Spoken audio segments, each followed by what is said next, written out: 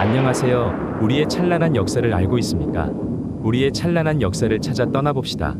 출발! 이번 영상은 우산국과 우산성에 대한 내용으로 시작하여 왕건고리의 남경유수관, 청주, 충주목, 광주목에 대한 위치를 설명하고자 합니다. 많은 시청 부탁드립니다. 감사합니다.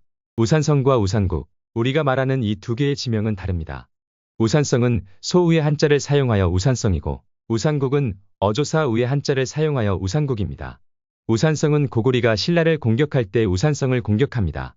고구리가 496년과 497년 두 번에 걸쳐서 공격하여 신라로부터 뺏은 우산성입니다. 이후 540년 9월에 백제가 고구리의 우산성을 공격하였지만 실패하게 되었습니다. 551년에 신라가 고구리를 침공하여 10군을 빼앗았다란 기사가 있습니다. 이때 한강 이북과 한강 이남을 신라가 차지하게 됩니다. 이때 우산성 또한 신라에게 넘어갔다고 보입니다. 이 사건의 기사의 내용들을 한반도에 대입해 보아도 가능하고 지금의 대륙 산동성에 대입해 보아도 가능해 보입니다. 그럼 우산국은 과연 어디일까요? 삼국사기에 나오는 기사로는 단 한 개의 기사가 존재합니다. 512년에 이사부가 우산국을 공격하여 항복시키는 기사의 내용입니다. 고려사에는 5개의 기사가 있고 내용도 풍부합니다. 고려사에 나와 있는 우산국이 신라의 우산국과 동일한 것일까 하는 생각입니다. 고려사에 나와 있는 우산국은 동여진에서 많이 쳐들어와 약탈을 해가곤 합니다. 배를 타고 와서 약탈을 한다고 하니 해변을 돌다가 약탈을 한다고 보입니다. 제가 전 영상에서 울릉도, 즉 우산국을 강소성 북쪽 레닌강시일 수 있다라고 설명한 영상이 있습니다. 이곳이 우산국이라고 하면 고려사에 나와 있는 동여진의 약탈을 어떻게 설명을 해야 할지 말이 안 된다고 생각합니다. 동여진은 과연 어디에 있었기에 이곳까지 와서 약탈을 한다고 볼 수 있을까요? 이 문제를 많이 고민해보고 해보았지만 답이 나오지 않습니다. 어거지로 끼워 맞춘다고 하면 한반도가 동여진이 된다고 하면 가능성이 있다고 보입니다. 하지만 왕건고리의 흔적이 너무 많이 남아있는 지역이다 보니 그럴 가능성은 없다고 보입니다. 현재 대륙의 산동성의 우산이라는 지명이 두 군데 나옵니다. 소우의 한자를 쓰는 우산성이 아닌 어조사우의 한자를 쓰는 우산국입니다. 지도를 보시면 레닌강시 서북쪽에 짜오장시가 있습니다. 이곳에 우산이라는 지명이 두 곳이나 나옵니다.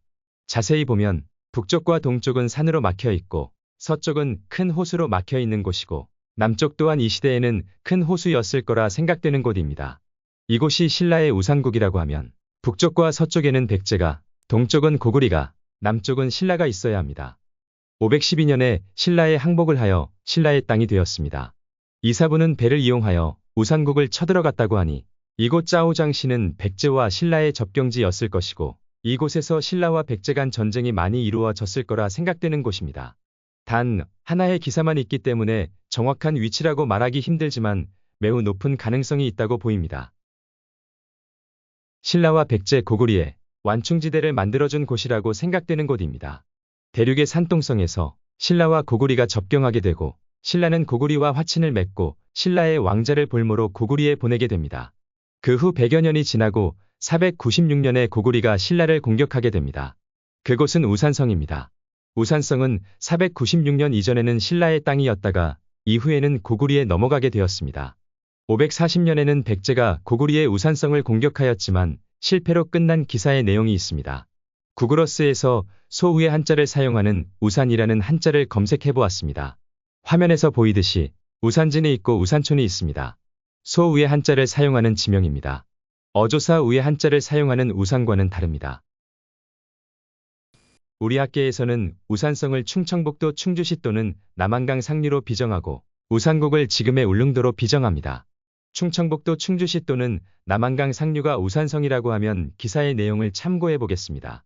신라와 고구리가 처음 만난 시기는 248년 2월에 고구리가 신라를 공격하여서 바로 화친을 맺었다고 합니다. 고구리가 어느 지역으로 공격해왔는지는 모르지만 강원도 어디쯤일 거라고 생각해야 합니다. 우산성은 496년 이전까지는 신라의 땅이었기 때문에 우산성을 비정하고 있는 곳인 충주시 또는 남한강 상류는 신라 지역이기 때문입니다. 장소왕 시대인 475년에 백제의 한성을 뺏기 전까지만 해도 경기도는 백제의 지역이었기 때문에 248년 2월에 고구리가 신라를 공격했던 장소는 강원도 쪽인 것을 알 수 있습니다. 그럼 475년에 고구리가 백제의 한성을 공격해서 지금의 경기도 지역을 빼앗고 496년에 고구리가 신라를 공격해서 지금의 남한강 상류 또는 충주를 빼앗았습니다. 이렇게 보면 한반도에서도 완벽하게 역사가 이루어집니다. 그러나 고려사에서 충주에 대한 내용이 나옵니다. 기사의 내용을 보시면 충주목의 연역, 충주목은 본래 고구려의 국원성으로 신라가 차지하였다. 진흥왕 때 소경을 설치했으며 이렇게 고려사에 써져 있습니다. 여기서 보면 충주목은 처음부터 고구려의 국원성이었다고 합니다. 그리고 진흥왕 때 소경을 설치했다고 하니 진흥왕 때는 신라 땅이 되었다는 말이 됩니다. 진흥왕은 540년부터 576년까지 신라의 왕으로 있었습니다. 진흥왕 551년 삼국사기 기사에 신라가 고구리를 공격하여 10군을 빼앗았다라는 기사가 있습니다. 이 기사 이후로부터 충주는 신라의 땅이 되었다고 보입니다. 475년 이후에 고구리가 백제를 공격해서 한성 일대를 차지하였습니다. 540년에 백제가 고구리의 우산성을 공격한다고 합니다. 백제와 우산성은 붙어 있다고 봐야 합니다. 나제군에 대한 연역을 보시면 본래 고구리의 나토군이라고 합니다. 나제군은 한반도에 비정하면 제천시와 단양군입니다. 단양군 남쪽에 중령이 있습니다. 나성군에 대한 연역을 보시면 본래 고구리의 나생군이 었다고 합니다. 현재 강원도 영월군과 평창군으로 비정한다고 합니다. 하슬라라는 신라의 땅인데 440년 고구리의 변방의 장수를 죽이다 장수왕이 신라를 토벌하려고 했으나 신라에서 사죄함으로 그만두었다. 란 기사가 있습니다. 하슬라는 신라 땅이었다고 보입니다. 그러나 468년 고구리의 왕이 말갈병력으로 신라의 실직주성을 빼앗았다고 합니다. 하슬라는 현재 강릉이라고 비정하고 있고 실직주성은 현재 삼척을 말하고 있습니다. 그럼 468년의 하슬라도 같이 빼앗을 가능성이 있다고 보입니다. 울진현은 본래 고구리의 우진야현이었다고 합니다. 551년 이전의 고구리와 신라의 국경 지역을 한반도로 보시겠습니다. 충주 고구리, 제천 단양 고구리, 영월 고구리, 강릉 신라, 삼척 고구리, 울진 고구리, 우산성은 과연 어디일까요? 소백 산맥을 넘어서 우산성만 딸랑 있을까요? 백제와 붙어 있어야 하는 우산성인데 너무 멀리 떨어져 있습니다. 울진현은 처음부터 고구리 땅이었는데 신라 땅에 가로막혀 있었다는 말이 됩니다. 551년에 신라가 고구리를 공격해서 10군을 뺏었다는 기사의 내용이 있습니다. 그럼 10군의 땅의 넓이를 유추할 수 있습니다. 왕건고리의 충주목은 어디였을까요? 본래 고구리 땅이라고 하는 부분이 있습니다.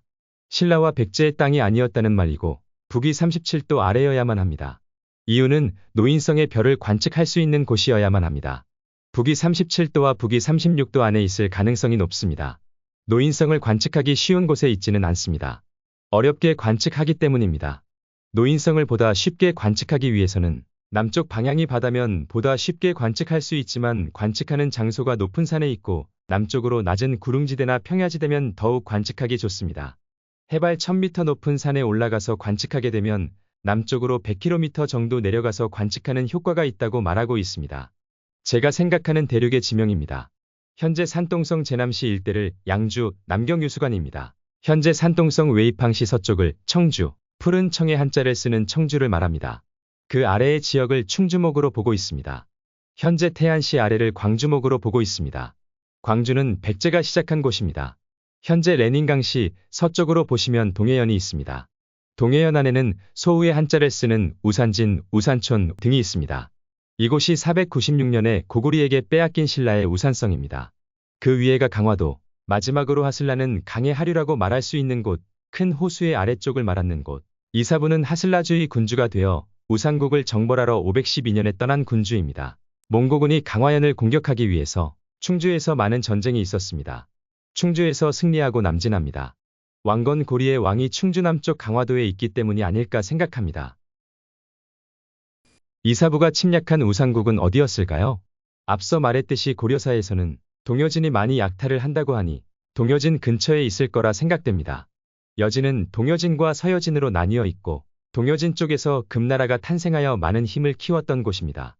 동여진이 어디쯤이었을까요? 왕건 고리의 입장에서 동여진과 서여진으로 구분을 하기 때문에 동여진과 서여진 사이에는 왕건고리가 있거나 왕건고리 동쪽에 동여진이 있고 동여진에서 서쪽으로 서여진이 존재하거나 왕건고리 서쪽에 서여진이 있고 서여진 동쪽으로 동여진이 존재하거나입니다. 몽골 쪽과 여진족들은 서로 붙어 있어서 서로 약탈을 하거나 한다고 들었습니다. 몽골 쪽은 지금의 몽골 수도인 울란바토르 중심으로 세력이 있었을 거라 생각됩니다. 울란바토르의 동쪽으로 대응안녕 산맥을 넘어 여진족의 땅이 있고 그곳은 치치하얼시에서 하얼빈시 그리고 하바로프스크시로 이루어진 곳이 제 생각에는 여진족이라고 생각합니다. 자세한 내용은 전 영상에서 고려의 동북쪽 선출령은 연해주를 보시면 자세히 나와 있습니다. 그럼 이곳 바다에서 울릉도까지 여진족이 약탈을 하러 왔을까요? 바닷길로 1000km나 됩니다. 대군을 이끌고 살기 좋은 곳으로 침공하러 가는 것도 아니고 약탈을 하러 온다는 것이 말이 안 됩니다. 이사부가 있던 실직주와는 상관없는 곳입니다. 그럼 역사서에 적힌 내용을 정리해봅시다. 먼저 삼국사기입니다. 512년 여름 6월에 우상국이 항복하여 복속하고 해마다 토산물을 곡물로 바쳤다. 우상국은 명주 정동쪽 바다에 있는 섬으로 혹은 울릉도라고도 부른다. 이하 생략하겠습니다. 아시는 분들은 다들 읽어보셨을 거라 생각됩니다. 못 보신 분들은 영상을 일시 정지하셔서 읽어보시기 바랍니다. 삼국사기에서 중요한 것은 사방백리라는 말과 나무로 만든 사자 모형입니다. 삼국유사에 나와 있는 우상국에 대한 내용입니다. 또아슬라주 지금의 명주의 동쪽 바다 가운데에 순풍으로 이틀 걸리는 거리에 울릉도 지금은 우릉이라 한다가 있었다. 이하 생략하겠습니다. 삼국유사에서 중요한 것은 동쪽 바다 가운데 순풍으로 이틀 걸리는 거리에 울릉도가 있다와 섬의 둘레가 26,730보라는 말입니다. 삼국사기에서 없었던 이야기가 나옵니다. 고려사에 나와 있는 우상국에 대한 내용입니다. 울진현은 본래 고구려의 우진야현 고우리군이라고도 한다. 으로 신라 경덕왕 때의 지금 이름으로 고쳐 군으로 삼았다. 이하 생략하겠습니다. 고려사에서 중요한 것은 울진현을 설명하고 있습니다. 사방백리라는 말도 있고 옛날에는 주연이 있었다고 말하고 있습니다. 섬 안에 큰 산이 있다는 말과 섬의 산꼭대기 중심에서 동서남북의 거리를 표현하고 있습니다. 불교의 흔적이 보이고 두 개의 섬들끼리는 날씨가 청명하면 육안으로 볼 수 있다고 합니다. 조선왕 조실록에 나와 있는 우상국에 대한 내용입니다. 울진현 지연사 1인, 본래 고구려의 우진야현인데 신라에서 지금의 이름으로 고쳐서 군으로 하였고 고려에서 울진현이라 일컬었으며 본조에서도 그대로 따랐다. 이하 생략하겠습니다. 조선왕 조실록에서 중요한 것은 울진현만을 설명하고 있습니다. 울진현 사방의 다른 도시를 설명하고 있습니다. 인구수를 말하고 있는 부분입니다. 우상국에 대한 내용은 고려사에 나와 있는 내용을 그대로 갖다가 적어 놓았습니다. 중요한 대목들을 나열해서 설명하겠습니다. 첫 번째, 사방백리라는 말이 있습니다. 우상국은 사방백리라는 말인데 여기서 한쪽 방향이 백리인지 위와 아래, 왼쪽과 오른쪽의 길이를 말하는 백리인지 둘레를 말하는 백리인지는 현재 아직도 정답을 말하는 사람은 없습니다. 방이라는 한자는 네모반 듯하다, 안방 작은 방 할 때 말하는 방, 방향을 가리키는 방 등등 쓰이고 있습니다. 그러므로 방백리는 우리가 어느 기준의 길이인지는 모르다는 게 정답입니다. 두 번째, 나무로 만든 사자 모형입니다. 사자목각인형이라고 말합니다. 그런데 사자라는 동물이 과연 대륙이라는 동아시아에 있었을까요? 현재 사자가 있는 지역은 아프리카와 인도의 서쪽 지역에 남아있다고 하는데 동아시아인 현재 중국 대륙과 한국, 일본, 러시아 연해주 등지에는 없었던 것으로 알고 있습니다. 그런데 어찌하여 사자라는 말이 나왔을까요? 정말 이상한 일입니다. 누군가 후대에 꾸며낸 일이 아닌지 의심이 가는 대목입니다. 세 번째, 동쪽 바다 가운데 순풍으로 이틀 걸리는 거리에 울릉도가 있다. 삼국유사에만 유일하게 나와 있는 기사 내용입니다. 이련 스님은 어찌 알고 이런 말을 썼을까요?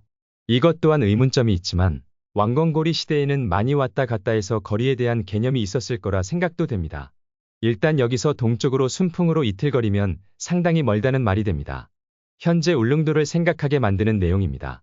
이 내용을 보면 정말 울릉도를 말하는 사서의 내용입니다. 네 번째, 섬의 둘레가 26,730보라는 말입니다. 섬의 둘레를 말하고 있는 부분입니다. 첫 번째 나왔던 섬의 크기가 방백리라는 말과 성의 둘레라는 말이 이 섬의 크기를 나타내는 말입니다.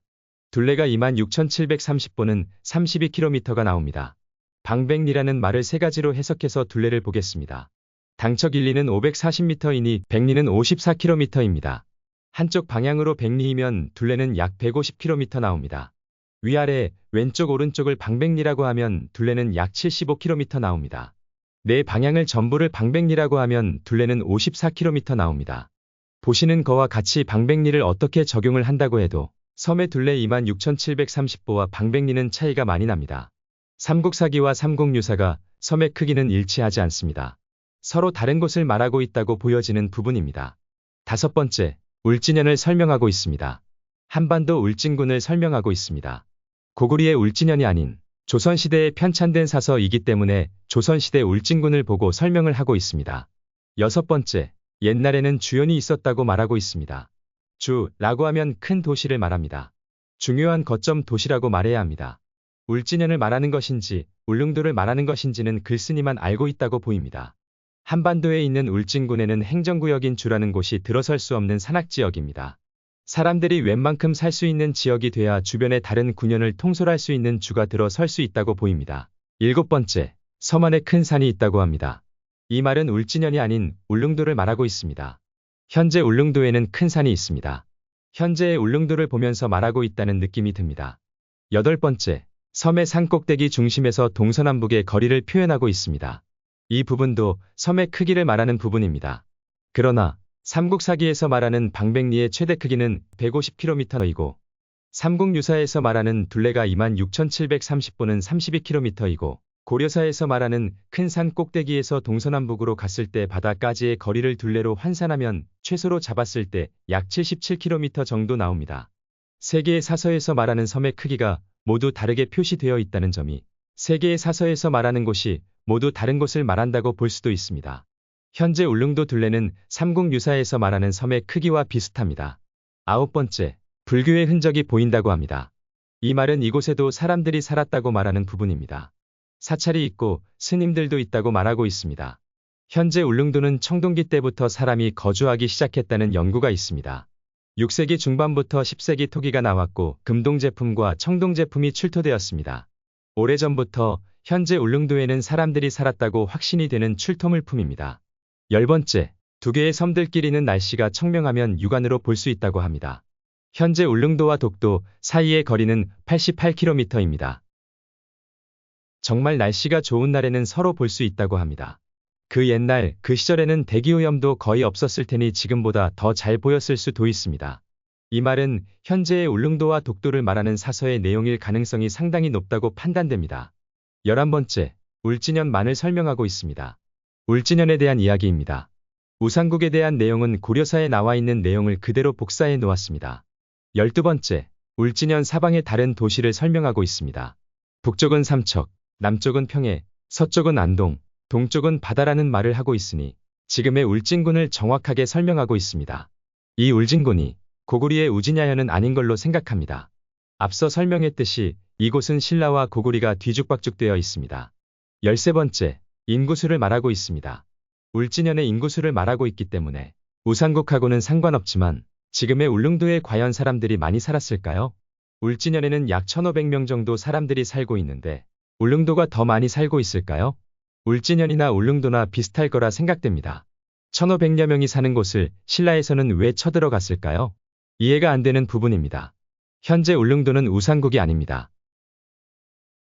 삼국사기의 단 한 개의 사서기록이 삼국유사, 고려사, 조선왕조실록까지 오면서 많은 부분이 혼용되고 왜곡되어 우상국, 울릉도, 울진현 등등 많은 부분이 꼬이고 꼬였다고 봅니다.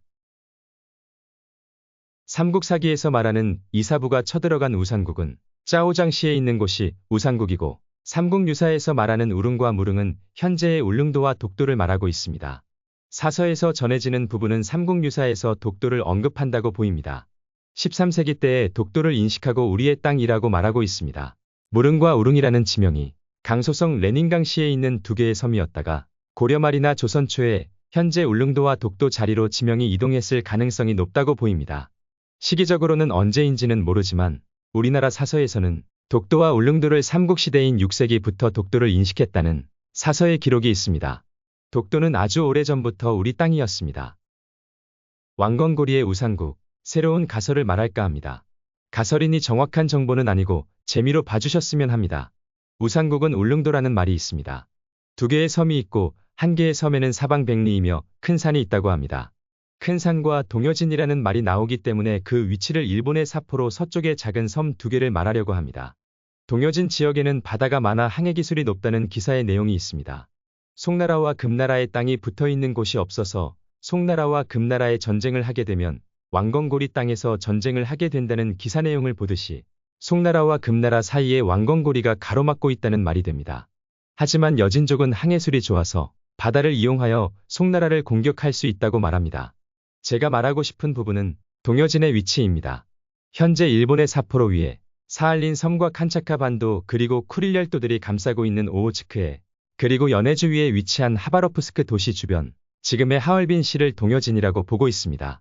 지금의 삿포로시가 그때 그 시절 왕건고리 시대에 누구의 땅이었을까요? 삿포로 남쪽에는 일본이라는 나라가 있고 북쪽에는 여진족, 서쪽으로는 왕건고리, 동쪽으로는 대양이 있습니다. 그 삿포로에서 서북쪽에 지금의 울릉도보다 2배 이상 큰 섬이 하나 있고 울릉도만한 섬이 하나 더 있습니다. 이 섬에는 큰 산이 있는데 해발 1656m입니다. 동여진에서 약탈을 하러 올 수 있는 거리이고 왕건고리에서 도움을 주고 있다고 하니 삿포로 섬은 왕건고리의 섬일 가능성이 있다고 보입니다. 가설은 가설일 뿐 정답이 아니니 재미있게 봐주셨을 거라 생각합니다. 여기까지 시청해주셔서 감사합니다. 오늘도 찬란한 역사를 찾아 달려봅시다. 감사합니다.